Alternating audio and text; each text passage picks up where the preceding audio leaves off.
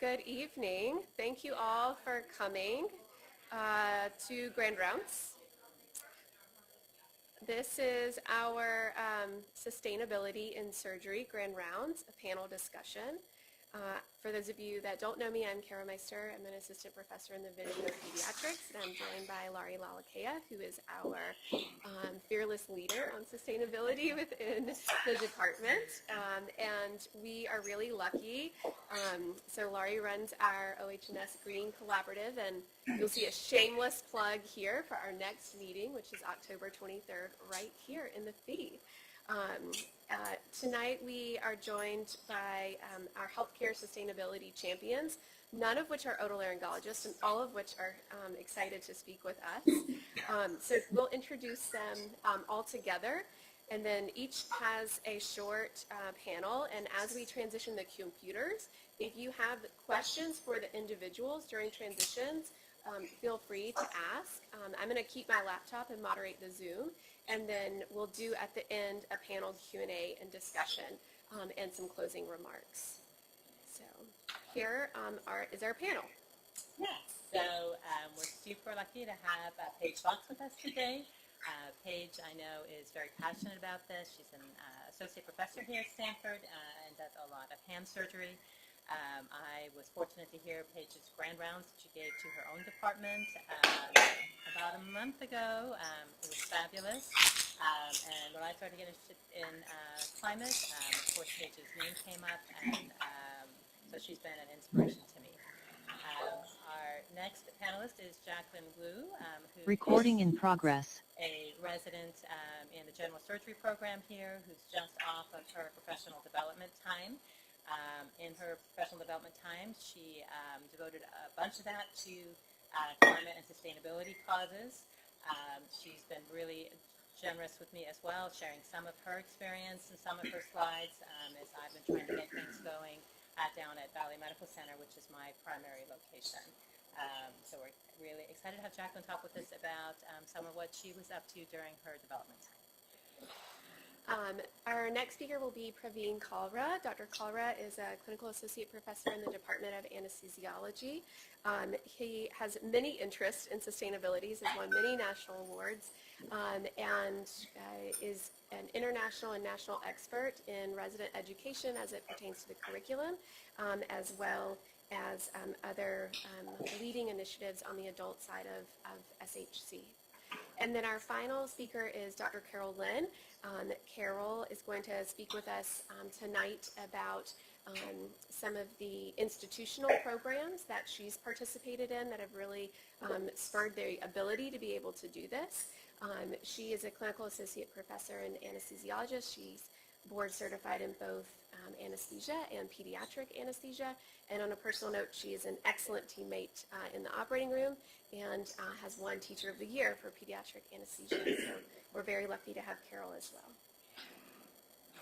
Thank you for inviting us. So these will be our questions for discussion, many of which we are going to cover. And for those that aren't able to stick around to the end, we can screenshot this for you. These are additional contacts and resources, some of which are likely to come up in the panel presentations, but as we finish the presentations, we'll put this back again. Okay? I'm going to call out one thing at the very end there, Practice Green Health, which is the healthcare sustainability arm of Healthcare Without Harm, and I'm quite certain that Stanford belongs. It's a membership organization that Stanford belongs, and that with your Stanford email address and an authorization code that should be available to all of you, you can log on. They have a ton of resources related to sustainability in healthcare, a whole big section on OR green team types of initiatives, including anesthesia. So I really call that out to you as somewhere to go as you're getting into this type of work. And lastly, we have excellent speakers here, and there are many other partners on campus here and wide. Here's a name of some of the people that you may run into that you might not even know are doing sustainability work, but could be great partners in the future. So with that, we will invite Dr. Fox as our first speaker.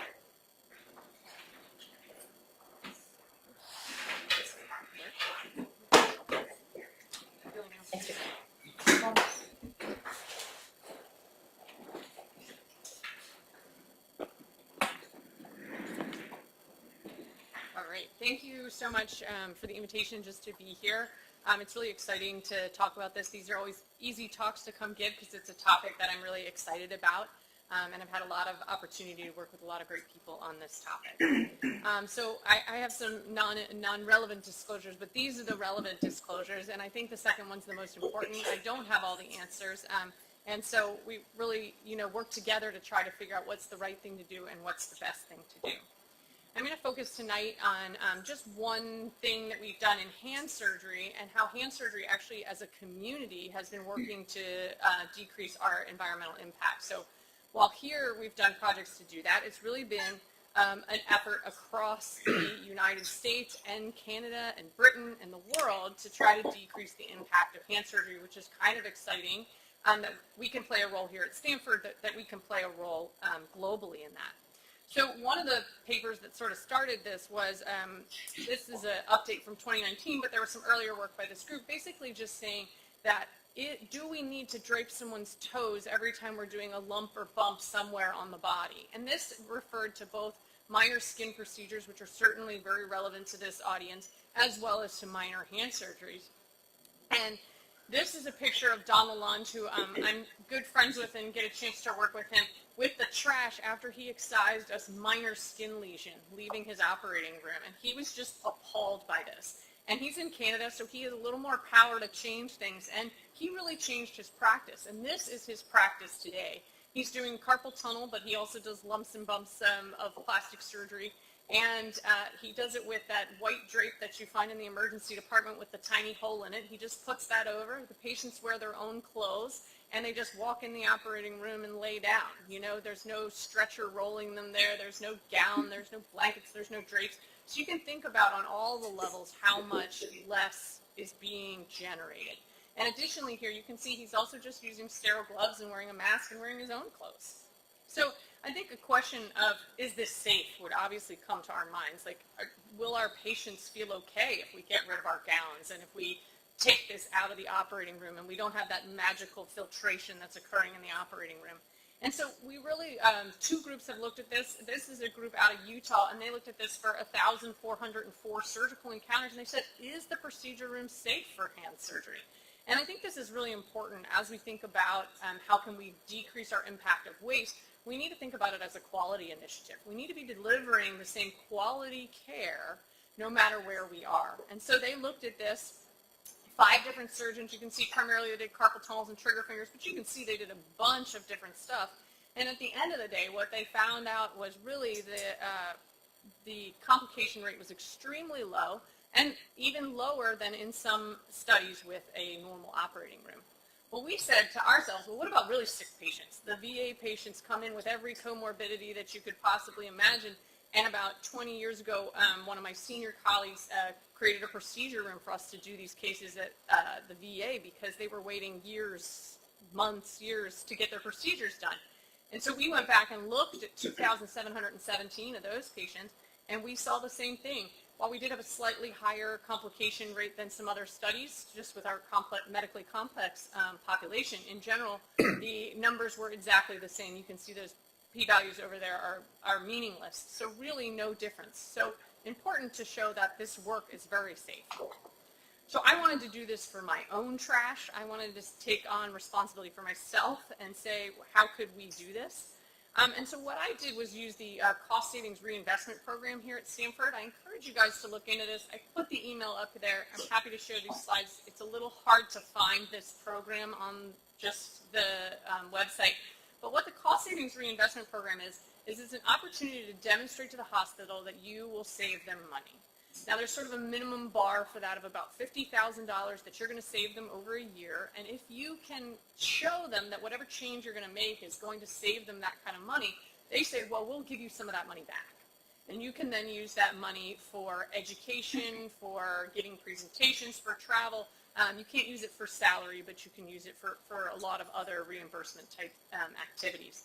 And so another thing that this process does, and reason that I found it helpful, is it also helps gather resources for you. So if you're not sure who the right person to talk to in the supply chain is, they say, here's the person you talk to in supply chain, because I don't know about you, but I don't know everyone in supply chain. Or here's the person you need to talk to in infectious diseases. Get their okay on this before you start this project. So it also is a way to get more resources to help you.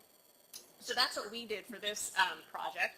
And so Ruth Tevlin, one of my chief residents this year, and I started this project a couple of years ago. So we have completed the project. We're in our second year. If you demonstrate sustained savings over your second year, your first year you get some of the money, and then your second year you get a little bit more. And so what we did was we just looked at our hand pack. And in our hand pack for trigger fingers and carpal tunnels, there was all this extra stuff. I can't imagine how I would use a 5,500 cc plastic basin for a trigger finger, but it was there on every case. Tourniquets, a 1,000-liter pitcher. The incision is 1 centimeter. I'm not sure if I could get 1,000 mils of water in there.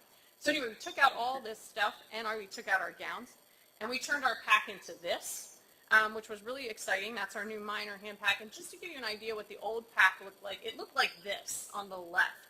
It's got suction tubing. It's got all kinds of things we never used in a giant set of instruments. And so we changed that over to our minor pack. We also changed our instrument tray to a half-size instrument tray, and that makes an impact. Jacqueline's going to talk about that later. And so, again, the other thing you can see here is my scrub tech is only wearing sterile gloves, and she's also not in a gown. So our original hand pack costs over $100 per case. Our new hand pack is $31. So we were able to demonstrate a savings of over $70 per case. And that doesn't even estimate our waste diversion and weight of the waste and all of those things that also go into it. And this is the new state at which you will see us do our carpal tunnels and trigger fingers. We primarily do these over in Redwood City, but this is how we do it. It's just a 3/4 sheet just covering the patient's hand. We cut a hole in it, and then we just wear gloves to do the operation and no gowns. So, you know, it took a little pushback to make this happen. Certainly there were a lot of doubters along the way, but I think it's our job to keep doing the research that shows that this is safe and that this can also be a scholarly activity, because I think any time you're doing research into something, you want that to help you in your productivity for whatever your goals are. So this is some of the work we've done, and I would be completely remiss if I didn't thank all the people on this slide, plus some other people whose pictures I couldn't find, that it really does take a team to do this. In my last minute, I just want to put up some operating room changes that I think we all can do. We didn't talk about this tonight, but I think all these things are things that we should be thinking about when we're in the operating room. Turning off our water when scrubbing in and not just letting the water run continuously. Avoid unneeded instrument processing. Really look at what gets open on your back table for your cases that you routinely do. Is there stuff that you never ever use that's open? Limit waste thrown into a biohazard bag. Really know what goes in a biohazard bag, because the Foley does not. Reduce waste in the OR, and then assess your need for any of your single-use items. And then Profine's going to get into anesthesia more, so I'm not going to step on any anesthesia toes. But the importance of anesthesia is great. And then in our in our clinic, same thing. Considering telehealth, there's a lot of good research out there from a lot of people that you saw on the slide that Lori put up earlier, and in the value of a telehealth visit, how much that just decreases our environmental exposures, reducing our paper use. Everything's on EMR now at all of our sites, I think. Sorting our waste, again, not using the biohazard just because it's there. And then pre-made kits, if you really look into them and see if they can be modified. And then anything we can think about for, you guys have, I know, procedure rooms downstairs. If you think about how you can think about your instruments, your gowns, your drapes, what you're using, and anything to move those major procedures to clinic really impacts things. This is teamwork, so I invite all of you on to my team and the rest of the team in this room. That's the only way we're going to make any difference. Thank you.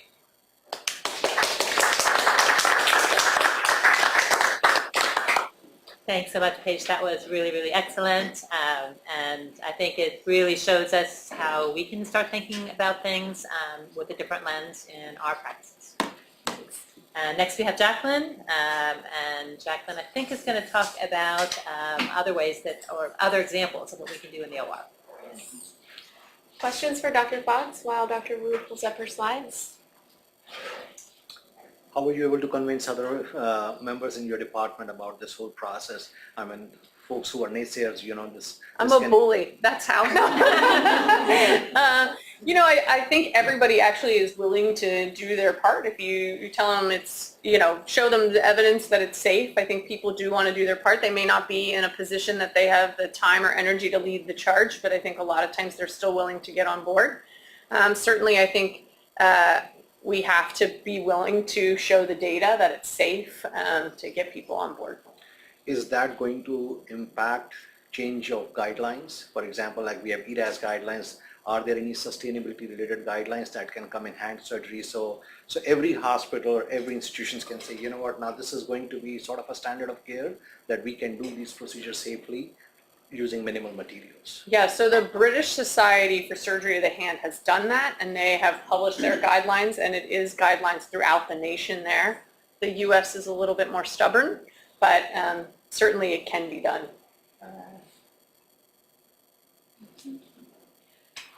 Jacqueline, why don't you go to slideshow and play, and let's see if that kicks it over to here.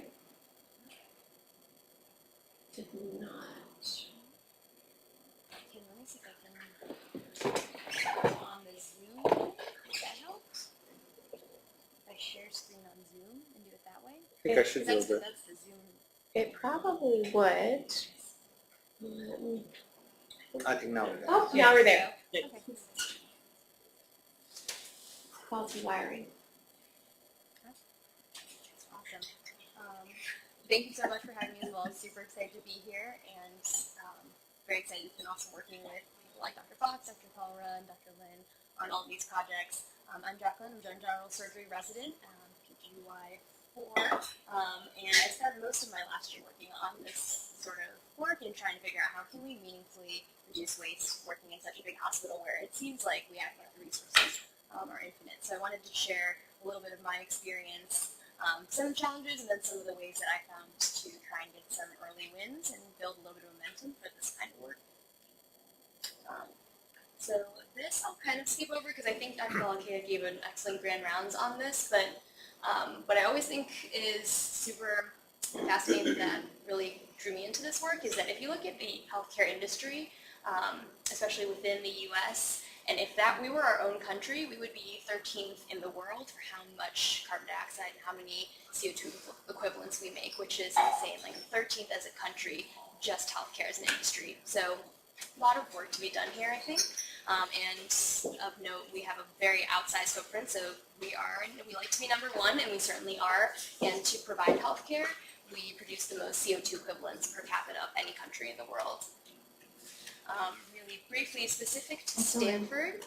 Oh, no problem. You have to share your source. Specific to Stanford, based on our waste audits from 2 years ago, our operating rooms account for about 29 to 30% of the waste that comes out of our hospitals, which is about 6,000 pounds of waste a day, actually. So it's about the weight of a Ford F-250 of trash out of our operating rooms at Stanford every single day. And this is what it takes the average American 3 years to produce otherwise. And so what I wanted to look into is how can I, as one person, as a few residents, one department, address that? And we started small. So like Dr. Fox with the hand kit, looking at how can we target a procedure that we do frequently and one that is also pretty general so that hopefully we can then apply our findings broadly to other cases. And so for us, we looked at anal rectal exams under anesthesia. Again, a procedure that we already know is, is not sterile to begin with by the nature of the case, and then looked at what do we use and bring into the operating room for those cases and how can we trim that down. And so the other thing that was important was finding people who are already excited about the idea, whether it's nurses or surgeons who are ready to support these kind of initiatives, because it is a little bit of an uphill battle, and so having that definitely makes it a little bit easier. So after we identified our case, we looked to see and just observed many of these cases and got data on the actual numbers of how many items were being used, how many were wasted, what were we using in our packs, so that way we had numbers to show people, here's what we saw in several dozen of these cases.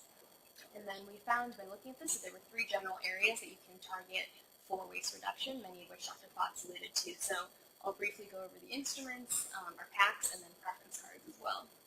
Selena, do we need to pause for a minute, or are you okay? It looks correct on the Zoom, Selena. Yes, Yeah. it looks correct, except let me just point the camera to the projector. Oh, we don't need that. Not necessary. But the slides are showing up on Zoom. Yeah, perfect.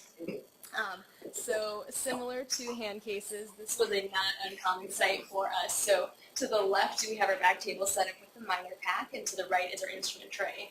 And this is a sample audit of everything on the left was not ever used or touched for the case, and then everything to the right. But we actually used about 6 different things. And then for the right was our instrument tray. So again, a very small percentage, and this is pretty common for a lot of these cases. We're often in there, and the case itself takes less time than it takes for turnover, as I'm sure we're all very familiar with sometimes.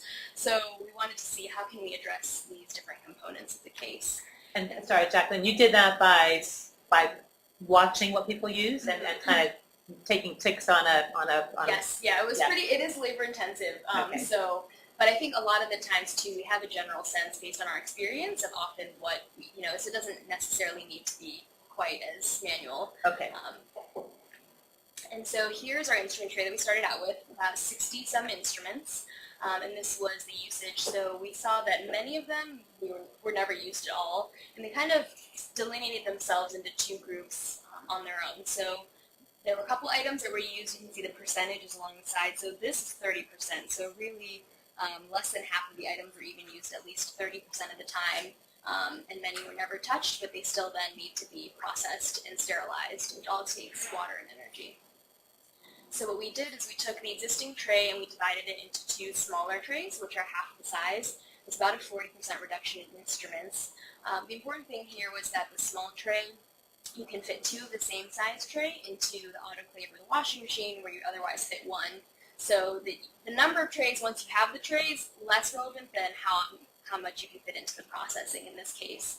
And so in this situation, for the same space, we could then process basically 2 cases worth of instruments. The remainder of instruments we put into a PRN tray, which was left outside the room and not opened, but then it's available on the off chance that it's the one time you need something. And so then we followed the processing of each of these trays 1 and 2 over time and found that we were able to sustain an average about 38% decrease in the number of instruments processed because almost 90% of the time we were only using that smaller tray, which is about similar with what our clinical experience suggested. And so extrapolating this kind of over a year's time with all the case volume, this has, again, water and energy savings in thinking that you need to process these instruments less, and you can hopefully run through more of them each time you're running the washer and autoclave. There's also a labor component too, because there's fewer instruments to count and put together from the SPD end, so that's all time as well. And then these are some of the people who work together, so SPD working with the nursing leads and the surgeons. Of course, I think the hardest part of this is coming to a consensus on what you want to include, but then being open and telling staff, this is always in flux, so this is not the end-all be-all, and I think that helps alleviate a lot of concerns too. We then did something similar for the packs, so we used the minor pack for our EUAs. Same thing, we found about half of the items are ever used for most of the cases.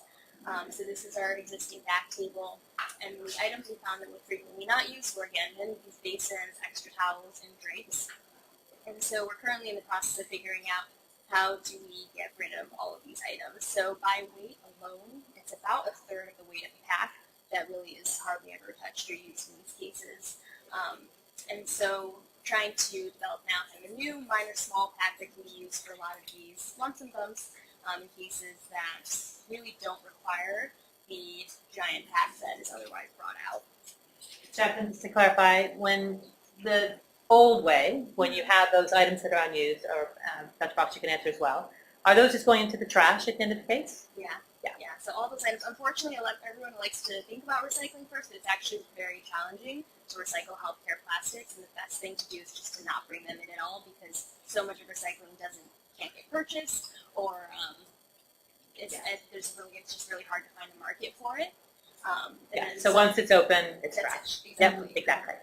And so one of the other things we found in this journey is that there is a company that makes biodegradable basins. So they are fewer emissions both to make and also to, in terms of their disposal. Obviously they don't make it to the compost, but even when they are in landfill, they're around less long than our plastic basins. So recommendations here, I think based on our experience, again, targeting something that's specialty specific so that you can come to consensus with a smaller group of people tends to be an easier way to start. And then working closely with the nursing leads, a lot of times we find that, surgeons may feel one way, but then techs feel they really need a certain other things. So really making it a multidisciplinary team was very key in these efforts. And then of note, the finish line is a long way away. So if you look at the total weights of the basins that are in that photo, this institution, our main campus, purchased over 25,000 pounds of just plastic basins and trays, which are almost always never used. And so we're currently working on some. I'm happy to collaborate with anyone if there are trays or kits or things that you guys identified that you think would be a good substitute or places where they can be removed. Please reach out. This is definitely a passion of mine. So long way to go still. And then preference cards was the third area. So we looked, this is data from Epic and the operations team, and we looked at 5 surgeons and their EUA cards and found that based on nursing charting, between a third to half of the items were not charted as used. So every time they get picked, they get purchased, they get brought up to the room, and as you're all familiar, sometimes they get opened just because they're there, or they just get thrown out, so there's a lot of waste and cost associated with this as well. So here's a sample basin of totally unused items that I came up to the room. And on average, when we looked at these 5 surgeons' cards, we removed about 6 items per card, which were valued at about $35 per case. So extrapolated over the 450 cases of this that we do a year, has the potential to save over $15,000. And a lot of this just adds up over time, and people are always adding things to preference cards and not always trimming them, or the packs change, and so there was a lot of multiple effects that we saw. And then outside of looking into kind of what is specialty specific, we got a little bit emboldened by early successes and wanted to see what else we could do more broadly on a hospital level basis. So this begins my yellow foam crusade that Dr. Fox has unwittingly been roped into. So as we're all very familiar with, yellow foam is one of those ubiquitous items in our operating rooms. It's everywhere and people use it because it's there and it's available and it's easy. And so we wanted to see how can we reduce the use of this item, and we have very good gel alternatives, which hilariously are doubled up here in this photo, to achieve the same purpose of reducing the incidence of pressure injury. And so digging a little bit more into this, I found that every year we purchase over 80,000 pieces of yellow foam, and then, some of these cases are like 10-15 minutes long, and then that foam is here forever. And so the alternate gels are replaced at a much lower rate. 280 pieces of those arm cradle gels a year. And so what we also found is it's associated with a very significant spend difference because, again, the foam can only be used once. But more importantly, and why we're here, is the amount of waste generated by the foam. And so if you look at the measurements and how much we use a year, it's enough to fill over 90 waste carts of just foam every year from our hospitals. And so for reference, this is one of the waste carts, so not like the triangles, but these big waste toters that they're bringing out. And so every year, over almost 100 of these, so about 2 a week of just yellow foam. When we don't have good evidence either that it's better for patients, right? It'd be one thing, again, if we could say it's better for ulcer prevention, it's better for quality, but most of the literature that you look into actually suggests that gel may be superior, and that single-use foam generally is not great for pressure ulcer prevention. So all that being said, we wanted to look at how can we convince the institution to work towards using less of it. And so again, it went from big to small, and so we started in looking at 300P, and what were some of the specialties that practice there? How can we find a small group and one nursing lead that works in a specific specialty? What is one use of yellow foam that we can target, and how can we safely pad in an alternative way that is less impactful to the environment, and also equally good for patients. And so right now we're in the process of working with some of our nursing service leads to identify specific situations that yellow foam is used and what is a safe alternative in a reusable format that we can do. So working on putting together some education initiatives to flex the arms, how do we use gel instead, how do we float the pillows that are already in the room. And so I definitely encourage you all to think about kind of where foam is used in your ORs and where is a gel alternative, because a lot of these gels are already available too in the rooms. And if not, what is a product that maybe at another hospital you've seen that was effective, because the hospital right now is definitely interested in sustainability and they're willing to invest money in purchasing reusables for us to work on and try. So if this also is of interest to anyone, please do not hesitate to reach out. We'd love to spread this more broadly, and even as residents and to your co-residents or within other specialties that you see in the operating room, suggesting another way of padding. I think it all goes a long way to spread the effects. And then, very briefly, some of the other SHC programs that are available for residents. There's a Greening the Clinics group that's through the Resident Safety Council, and we meet a few times a year. Dr. Fox is one of mentors, and there's various projects again related to telehealth, waste audits, waste reduction, kind of whatever you're interested in. There's probably a way that we can figure out how to further explore that. And so last year we were working on getting didactics throughout the resident teaching education, and so that's something that they're still trying to continue this year as well. And then we also participated in the RIGHT program, which is a QI initiative that's offered through Stanford.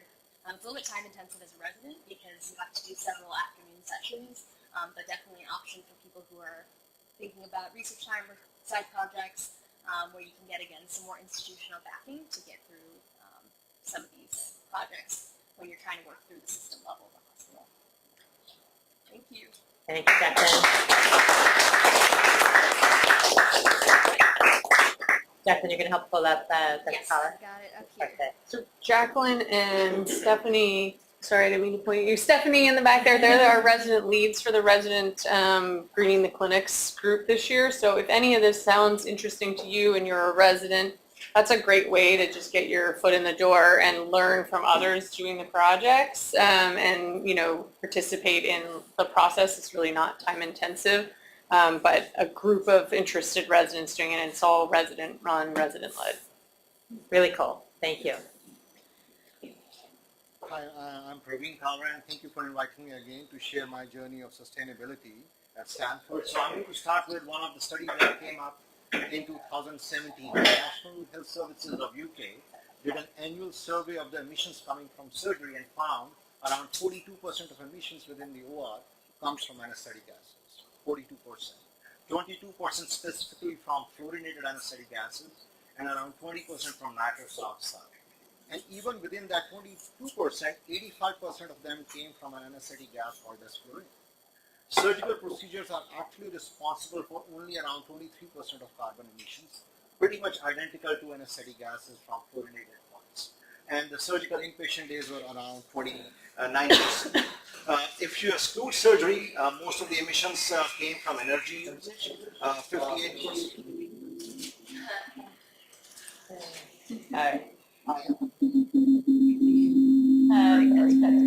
Is there someone in the audience who's not on mute? And around 32% came from consumables. This is another another paper that came up with the impact of surgery on the global climate, sort of a carbon footprinting, where they basically compared 3 different hospitals in 3 different countries. So John Radcliffe Hospital is in UK, University of Minnesota Medical Center, and Vancouver General Hospital in Canada. They all are tertiary level centers with 21 to 24 ORs. On an average, John Radcliffe does around 30,000 cases a year versus 18,000 cases done by University of Minnesota Medical Center. So if you look at letter C, which is basically John Radcliffe Hospital, 84% of their emissions came from energy usage, but only 4% came from anesthetic gases. And the reason was they were able to remove desflurane and nitrous oxide from the ORs. But they don't have, their energy source is not coming from renewable electricity, so most of their system energy consumption or carbon emissions came from inefficient energy usages. Letter B is University of Minnesota Medical Center, where 51% came from anesthetic gases, which basically include using desflurane and nitrous oxide, and 36% came from energy, because a significant chunk of energy comes from coal. So if you divide it by the number of cases they did, US actually has the highest per case carbon dioxide emissions as compared to the other 2 centers. I'm going to show you the anesthetic data for the last 5 years. as you can see from 2017 till 2021. I started this journey in 2018 by giving a grand rounds on this subject, and it was an uphill task for me because I was not sure it will lead me somewhere. But after giving these rounds, grand rounds, and of course going to a QI meetings, our department took the first step towards sustainability in removing desflurane. So before desflurane was used in 2017, the carbon footprint was around 605 metric tons, as you can see.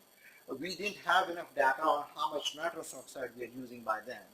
And once we switched from desflurane, we eliminated desflurane, most of our carbon emissions actually are coming from nitrous oxide. Our total carbon emissions in 2021 was 5,000 metric tons, of which 4,800 came from nitrous oxide. And also the other thing which I wanted to highlight is in 2017, we have 33 operating rooms. We are doing around 25,000 cases, but in 2021, we are doing twice the number of cases. So per case, our carbon emissions came down because the denominator became bigger, but that doesn't really tell you the true story.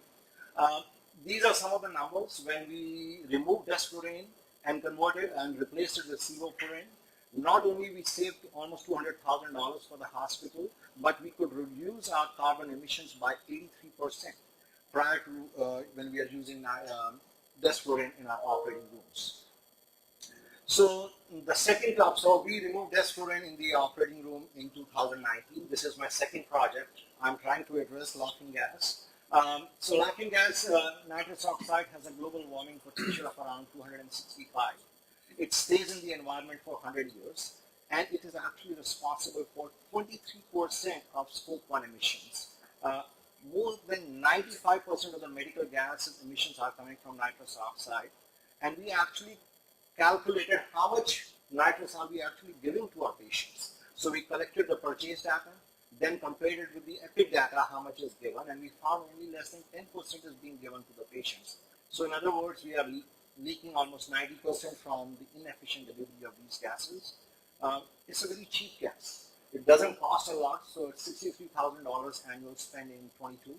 And if we can reduce 90% of the leakage, we have a potential to save 50,000. This is my third CSR project. I have applied for it, and our proposed solution is to decommission the pipelines and switch to e-cylinders. So sorry. But I just can't get past the 90% loss due to leakage. Where are these leaks? Where is the system? I'm going to show you. I'll let that go No, and before I it's common in many hospitals that look at this data that 80%, 90% leaks before it even gets to the patient. So it's terrible. From storage to To the where's patient's that? mouth. Where if you could at some point tell us where that is. I'm Sure. I can't sleep tonight unless I know exactly. No, I totally believe you because I couldn't believe it either when I saw these numbers. So these are the numbers of Scope 1 emissions, around 20,000 metric tons, and as you can see, medical gases come under Scope 1, they are around 4,862. So to answer your question, nitrous oxide is a compressed liquefied gas. It is actually a liquid which is converted into a gas. So it is generally delivered in pounds, in big cryogenic tanks or H type of cylinders. So we have to do some physics here, convert the pounds into gases. Okay, into how many liters. So we are converting weight into volume. So we purchase around 35,000 pounds of nitrous. When we compare it, it is almost 8.2 million liters. Now we went back to EPIC system to find out how much we gave. So in EPIC, using a slicer dicer technology, we actually were able to show we only used 780,000 liters of nitrous oxide. So that's how the number came for. But to answer your question, since it's a liquefied gas, when the liquid converts into a gas, the pressure within the system goes up, and there is a decompressing mechanism within the cylinder. I'm talking about the big H cylinders or the cryogenic tanks. It is a normal procedure of losing almost a couple of liters of nitrous per minute, okay, in these big cylinders. So each cylinder, if it is losing around 2 to 3% of nitrous on a daily basis, and generally these cylinders are connected in a pair, so by the end of 1 month, you may have another cylinder which is almost 90% completely vented out without even you realizing it that the cylinder is gone because of the normal mechanism of high nitrous oxide comes from tanks, cryogenic tanks to the pipelines. There are multiple leaks inside the the pipelines. It's like a web of pipelines through which these edge cylinders are delivering these gases into our operating rooms. So most of the chunk is happening right at the edge cylinder part, not within the operating room. Within the operating room, pollution starts from when we are using higher fresh gas flows without realizing it. So a lot of us have honestly no control of how these nitrous oxide is coming from those edge cylinders. And we could not have detected this problem till we were able to figure out how much is actually given to our patients. And that was only possible using slicer dicer, which can actually tell us how much nitrous you gave to your patients. Otherwise, we presume whatever we purchase is actually being delivered to our patients because there was no way to compare it. So these are some of the numbers of how much nitrous oxide we use by specialty. ENT is definitely very low in the list. That's the great news. But most of the biggest users were orthopedic service, general surgery, and neurosurgery. As I said, 95% of emissions came from nitrous oxide. So we started, and this paper research has already been published at other institutions. They found the similar results. So we started planning on it that we are going to do something about it. We did a piloting trial in Redwood City for 5 weeks. And now we are in the process of implementation, and which basically means we commissioning these pipelines. So the way I did a pilot study was there are 8 operating rooms in Redwood City. Since the first thing we did is we disconnected the pipelines from the wall outlet. So now no nitrous will come from edge cylinder to the anesthesia machine. We have disconnected that pipeline right at the wall outlet. The only way to give nitrous to your patients is through a portable e-cylinder, which is present at the back of the machine. And we basically started weighing these cylinders because now we have to convert how much weight reduction of these cylinders is happening, because 1 pound of nitrous oxide weight by weight is equal to almost like 229 liters. So we started measuring the weight of these cylinders on a weekly basis. We came up with only 3 suggestions. We will keep the cylinders off. If you want to use nitrous in your OR, turn it on. At the end of the day, either you or the anesthesia tech have to turn it off. So we want to avoid even leakages from portable e-cylinders at the same time as well. What we found out that we use around 7.4 pounds of nitrous oxide maximum in those 5 weeks. And then we went to slicer dicer. And we found out we use 1839 liters. Let me show you. So we actually proved we use 1694 liters of nitrous from the portable cylinders. And on the EPIC, it shows we used higher, 1839 liters. And that was puzzling for me, that how can we use more than what we actually gave to our patients from the cylinders. So the problem was our weighing machine can only measure 1/10 of a pound. So the difference was 145 liters, which is literally half a pound. Half a pound leakage in 8 cylinders over a span of 5 weeks. So we could prove whatever we are getting out of the portable cylinder, almost all of it is being delivered to the patient. There is actually no leakages going to happen. And also it addressed that we won't have any supply chain issues. So this is where we are planning to move forward. The last thing I wanted to talk briefly about is recycling. I know recycling honestly is a myth. So Cassandra Keel did one of the studies to address which approach in laparoscopic surgery will reduce the maximum greenhouse gas emissions. So she looked at anesthetic interventions, material interventions, and energy interventions. Anesthetic interventions alone, if you use low fresh gas flows, remove anesthetic gases with higher global warming potential like desflurane and nitrous, you can cut it down by 25%. Under material interventions, maximizing recycling, maximizing regulated medical waste reduction, maximizing the use of OR towels or surgical gowns will only lead to 5% reduction in greenhouse gas emissions. Because for recycling to work, there has to be a market. I'm going to put something in the trash, will someone take it and make something out of it? So unfortunately, recycling is not a solution to our problems. Maximizing the use of reusable surgical instruments or using minimal instruments or minimal materials led to the highest reduction in greenhouse gas emissions, almost 50%. And if you add at energy interventions, if we can add occupancy sensor in our ORs, that can reduce our carbon emissions by 1/3 over a course of 1 year. And if we can convert our electricity to renewable, it can even decrease further down by another 10% or so. So the takeaway message was use minimum materials, maximize the use of surgical instruments, reusables, and use anesthetic gases with the lowest global warming impact or total intravenous anesthetic. One of the last projects I'm going to talk about is propofol, which is one of the bread and butter for an anesthesia practice. I did it as a part of my SAID project. It's one of the most common anesthetic we use. Unfortunately, one of the most commonly wasted anesthetics. We waste 60% of propofol in our ORs. 60%, almost 932 gallons. It costs the institution around $500,000, and it's toxic to aquatic animals, and it generates, of course, greenhouse gas emissions through incineration. So we came up with a SMART goal. First, we said we are going to calculate in these 14 OR locations, which we chose for our study. We will calculate how much propofol we are wasting per case, and our goal is to reduce that waste by 50%. That is all we are aiming for.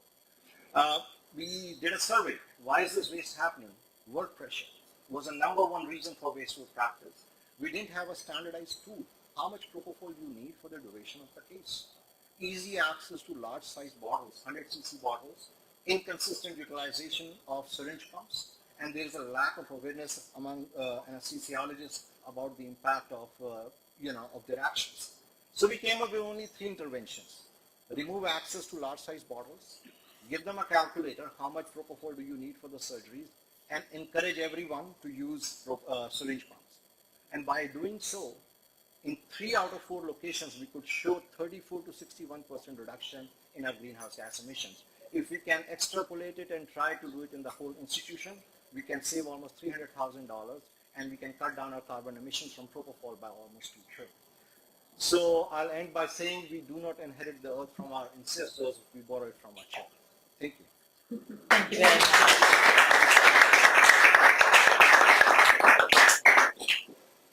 Dr. Lim will be our final speaker. Any questions for Dr. Kalra while she pulls up her slides? And quick announcement too that Dr. Fox is going to need to leave right at the top of the hour, and so we would also give an opportunity for other questions for Dr. Fox because she may need to leave before we're quite done. Oh, we're good?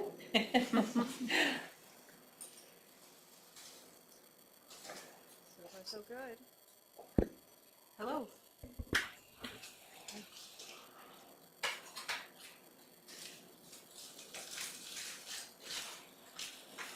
Hi, my name is Carolyn. I am a pediatric anesthesiologist at Lucille Packard Children's Hospital, and I'm going to give an update on our process of sustainability and focus again as the theme of this grand panel is teamwork and how to get things done. I'd like to introduce my guest speaker. That doesn't say anything. Okay.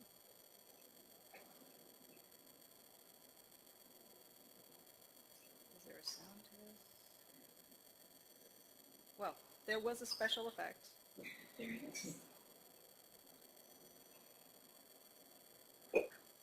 Try this again. We are in danger of destroying ourselves by our greed and stupidity. We cannot remain looking inwards at ourselves on a small and increasing polluted and overcrowded planet not. We are in danger. The Earth will turn into a ball of fire by 2600.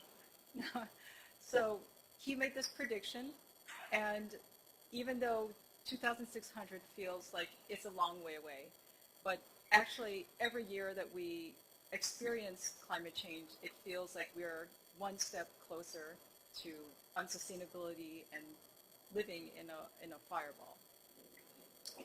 So the idea of sustainability projects and getting things done is that sustainability is teamwork, and teamwork is dreamwork. So every sustainability project has a story to tell and people that connect.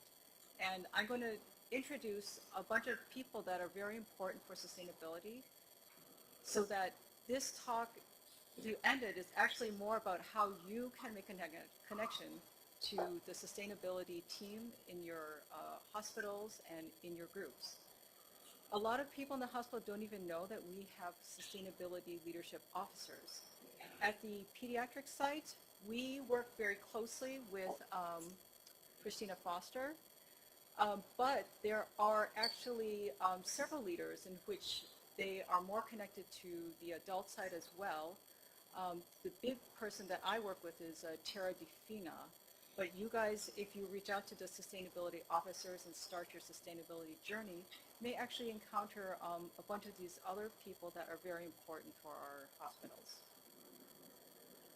And on their offices, they have a whole teamwork that has grown from just 3 people within the last 2 years to this crew.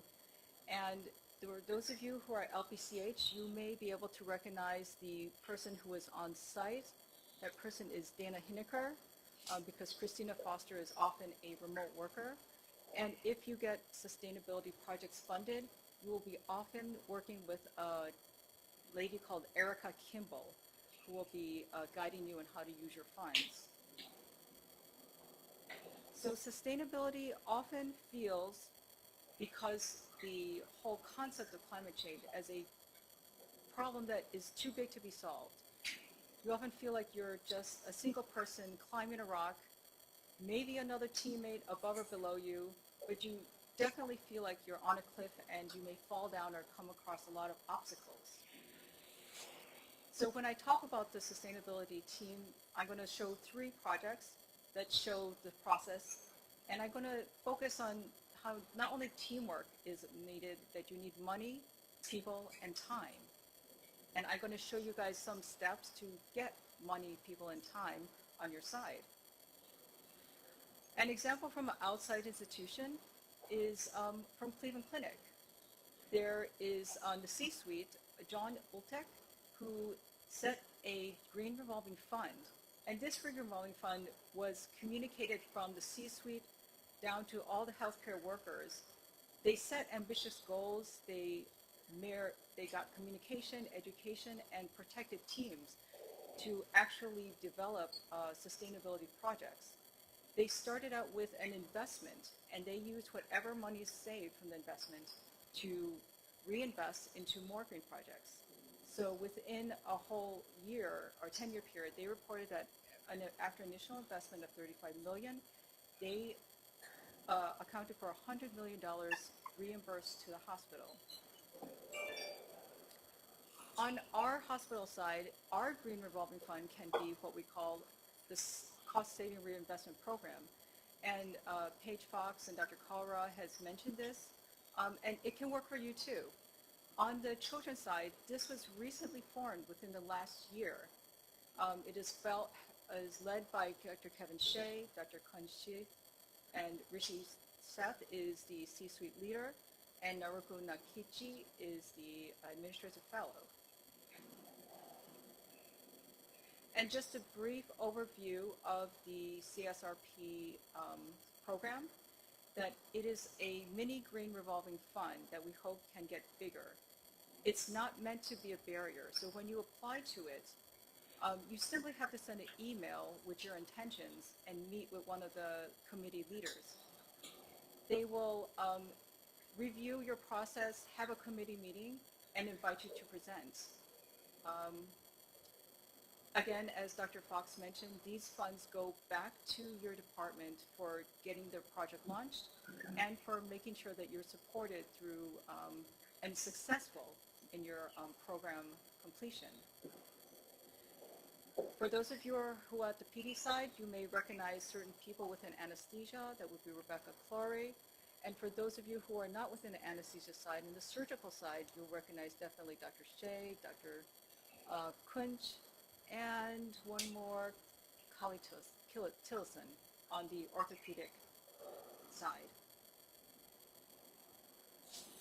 The monies will be realized and split between the services who start the project, and as you know, the monies will come in if you are of a completion within 1 year or 2 year success. and just an example of some projects which you already have been presented. So I wanted to give it a big shout out. I know that Kara mentioned that ENT surgeons, you guys are not part of the speakers, but actually you guys are movers and shakers behind the scene. So I wanted to give a big shout out to Dr. Lalakai, who's forming these foundations of the committees and the communications and the structure for getting teams around sustainability. In her hospital, Santa Clara Health, or the Valley System, she has a team members of other anesthesiologists, other surgeons, and they've been working surprisingly with a company representative, this gentleman. And through their teamwork and their focus on reprocessing, they have been able, and this is a fresh off the press numbers, able to save for this year projected or realized $4,800, $480,000. Out of this process, one thing that was very interesting was in reprocessing was this equipment called ligature. It is a high value reprocessing item that Kara has become the ENT lead for sustainability, and myself and a project manager, Michael Powers, will also be applying for a CSRP project, and we hope to come back next year with some positive results. I wanted to build upon the nitrous oxide project that Dr. Praveen Kaura, among the many projects that he has championed and brought to success, that the nitrous oxide awareness started pretty recently. And yes, it does blow your mind. It started in 2021 in Ireland, actually, with a public health doctorate. It was her PhD thesis. And when it was released, other countries, this is international data, took up the information and brought it to their institutions and did their own research. So Dr. Chesbrough hasn't published, but he's up in Oregon, and Dr. Ford McGain is in Australia, another international leader in sustainability for anesthesia.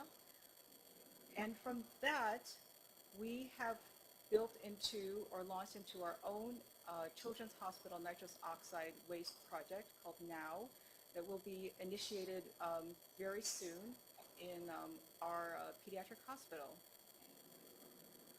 And this is where the talk comes back to you guys. How do you get involved? How do you get monies? If you guys want to scan the QR codes, you will see that there's the upper mid QR code is a link to the Stanford Seed Grants, and the lower bottom left corner is a link to the Sustainability Accelerator Grants, I believe, and I didn't label them, it may be a leadership project. The first two grant locations are there to get you money. And they're not large grants, as in governmental grants, in the millions of dollars. They range in the thousands of dollars. I think the highest one I've seen is $100,000, but the lowest they'll give you is around $5,000 to $10,000. Again, their applications are small, 1 to 2 pages. They're not meant to be barriers. They want mass quantity of people to give ideas, to talk to them, and then they will decide which ones they want to give and try, and it is exactly what it's meant to be. It's a seed grant to give it a shot for success. The Wright and Kelt Sanford Leadership Project courses, they don't necessarily give you money, but they give you time. And just like the CSRP project teams and committees, they form a team that will be all the people in all the right places to help you succeed. I'm going to be presenting one project that is launching. That's my project. It's called Addressing World Inequity via Sustainable Healthcare, or AWISH. This project is a project that is seed grant funded. It is CELT or KELT and Wright accepted. I got to give credit. Everybody has a similar idea to divert medical waste to either reuse, recycle, or repurpose, which in this case means repurpose for donation into hospitals and peoples who are in need. So this idea is based or is founded really on some of the experiences that are out there. There is a remedy program at Yale, which was founded by medical students, and there's another program by SHARE at Johns Hopkins, which is ongoing, and we hope to build upon their successes. But we must give credit where credit is due as well. Erica Kimball and Sharmila Singh are overseeing the funds for that project. I wanted to give them a shout out. So in summary, the AWISH project seeks to turn one pressing problem, which is medical waste, into a benefit, almost turning lemons into lemonade, which can benefit the hospital economically and benefit healthcare institutions which are in need. Another key player in this project is Dr. Karthik Balakrishna. We are in a unique time in our hospital and healthcare system in which the leaders in our hospital, he is our surgeon-in-chief, and the C-suite are in line, again, as I said, with everybody who wants to make a difference and wants to contribute. So I have to give a big shout out. ENT physicians are very much involved in sustainability, hands down. Some other members on our AWISH team include Dr. Tulio Valdez, who is responsible for leading our partnership with one of our first hospitals, and you will see them in just a bit.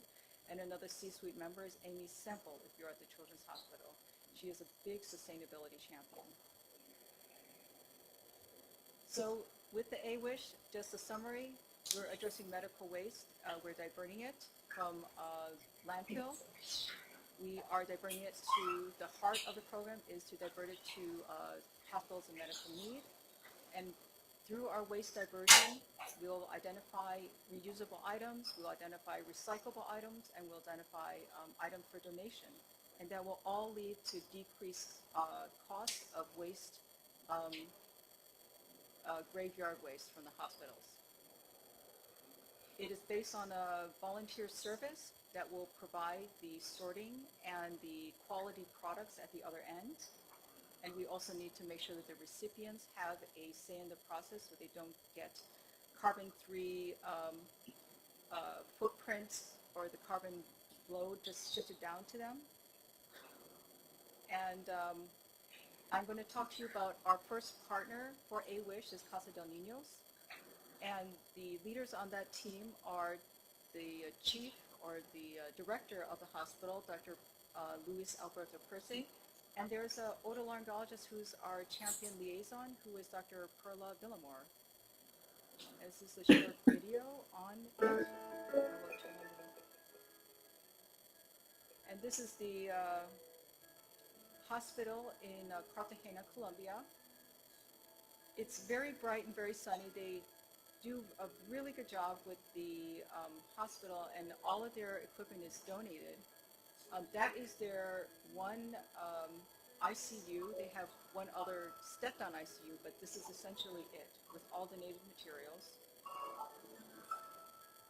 All of the equipment is either donated or actually purchased by the surgeons out of their own pocket to provide care for these patients. And as the only pediatric subspecialty hospital, they capture not only a huge area in their own country, but they capture or get patients from all the other countries as well. It's a port city hospital, so the logistics of transportation from Cartagena as a port city to San Francisco as a port city is very logistically easy.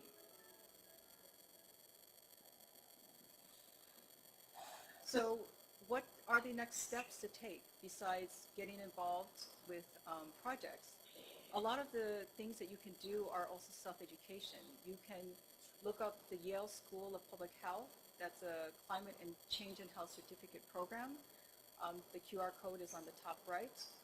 The Columbia University offers life cycle assessment boot camps, which means that if you get into research into sustainability, you may want to be able to use a program to assess the carbon footprint of every change that your project does, because every project to show success not only needs to show success monetarily, but success with your decrease of carbon footprint. And that may come in the future when hospitals use carbon dollars or carbon tax offsets.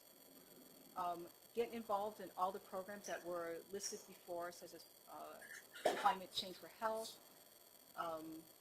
Healthcare Without Harm, Public Practice Green Health. These are all things that if you look up, there might be so many of them, but if you focus on 2 or 3 of them that are related to your specialty, then you'll find your community and you'll find your people. And lastly, talk about it. Talk about it to your colleagues, talk about it to your patients. Everybody has a buy-in and has to know how important it is, not only for their health, but for their future. We are very respected, and Dr. Lalakai mentioned this, that we have the trust from the public and our patients. So we should be able to take our steps towards our own pathway towards sustainability, and I want to leave you with the last words from my guest speaker. Climate change is one of the great dangers we face, and it's one we can prevent if we act now. Thank you. Thank you, Karen.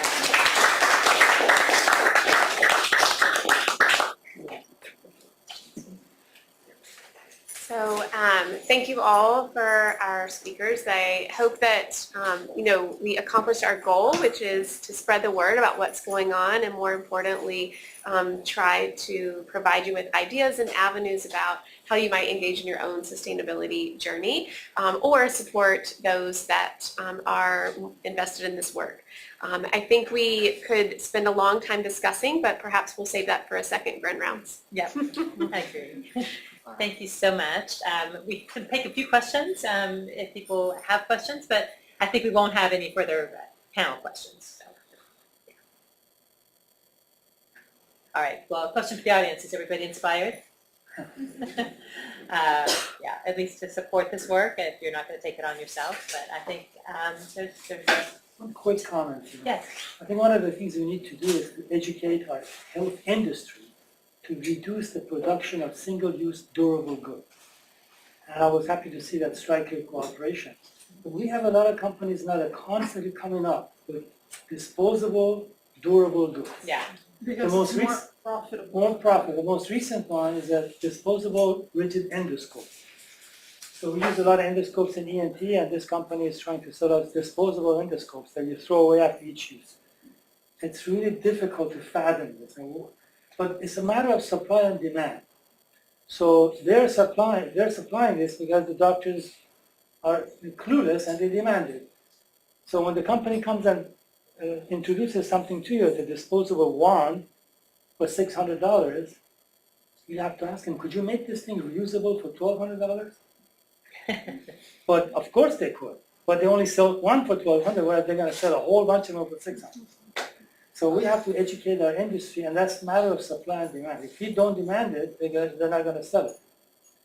I think The doctors are not, most of us are clueless, so when the guy comes to your office and shows you this piece of equipment, you say, well, this is fantastic, let me use it tomorrow. No, the way you're talking about the Colibri disposable and That's one of them. well, their rationale is that they save time, and the most expensive thing in the operating room is time. And they say, that's how they're selling it, saying, Right. oh, this just reels in, you don't need to worry about Right. cleaning them. But that's a flawed thinking. It is, but that's how they get MBAs Right. who sign off and Exactly. bind It's them a flawed to thinking. buy them. You know, the rigid endoscopes that we have, it has a 1,500 time before failure. So you can sterilize a rigid endoscope 1,500 times before it's not usable.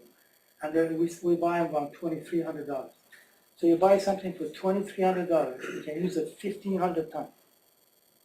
Now you're buying a $1,000 disposable endoscope for each time. And that's not the issue. The issue is at the waste. Where is this waste going? This is what we're talking about. It's not just a matter of finance. So that's going to go in the trash. And that carbon footprint of that endoscope goes on and on and on. And guess what? The patient's EOB is not $1,000. If the hospital buys something for $1,000, they charge the patient at least $2,500. So the patient EOB shows a much more, whereas the reusable rigid endoscope is part of the per minute use of the operating room. patient does not get billed for the endoscope. It's a flat rate for the per hour use of the operating room. I think the conflict of interest between industry and our practices. There are studies done for even laryngoscopes in our practice, even within LMAs. LMAs have been tried, used in 200 patients to 400 patients without any drop in quality of these LMAs. And they found that if you can do that, but none of the industry is willing to write a single-use device as a reusable device because they want to take away the liability part from themselves. And I have to say, unfortunately, our government leadership hasn't invested a lot in reprocessing because the reality is it's hard to recycle a plastic for the same product. So you can recycle plastic which goes out of healthcare to any other plastic product, but you have to find a vendor who can do that, but it cannot come back into the OR in the same form. So a plastic, for example, Durap can be utilized to make emissions basins or something else. It cannot be reused again as a Durap. Similar things, reprocessing industry, if they incentivize the industry, everyone saves money. Industry saves money, less waste generation, everybody is in. But I don't think so there is enough tax breaks or incentives given to the industry to do that. And before 2017, all the trash was going to China. So China had a very nice business model. They had a one dragon policy that was, they used to ship everything from there to LA. And the ships have to go back empty. So they said, we can take all the trash from you, but you have to pay for the transportation cost to go back to China. They tried it down, but then they realized when they're burning all this plastic in China, it led to increased incidence of respiratory and airborne problems. So overnight they created a policy that we will not take any product which is more than 0.1% contaminated. And that was a bar which was virtually saying, no product will actually land up going to China. So the recycling industry collapsed right away and we started putting everything in the landfills. There is actually data that shows we are losing between 1 to 2% of land every year in every location, Northeast, Midwest, Southeast, you do that. And that's an unsustainable way of managing things because if we would have invested in reprocessing, I think that is the solution. Of course, recycling is not a very high way to address waste reduction. It comes under a very low hierarchy. The first thing is remove, reduce, and reuse. These are the three things we should be looking at. We can remove something from our kit, we can reduce the usage if possible, and reuse. And if we invest on these three things, we won't have to worry about recycling. Unfortunately, recycling is a myth. I have always felt like we put so much stuff in our blue bins, less than 5% of that is recycled. Even though we feel good about it at home that we are recycling it, it doesn't go anywhere. It still goes into the land.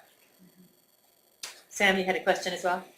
Just a comment. I want to commend you and everybody here for this and just share that my experience in global health, work that I've done in that, operating, with much more meager resources has shown me how little you really need to do safe, good operations. And also, I had a procedure room here for 15 years. We ran downstairs, and we had smaller packs. We didn't, we used less drapes. We had much less waste, and it was a much more efficient, cost-wise and waste-wise, place to do very safe surgery.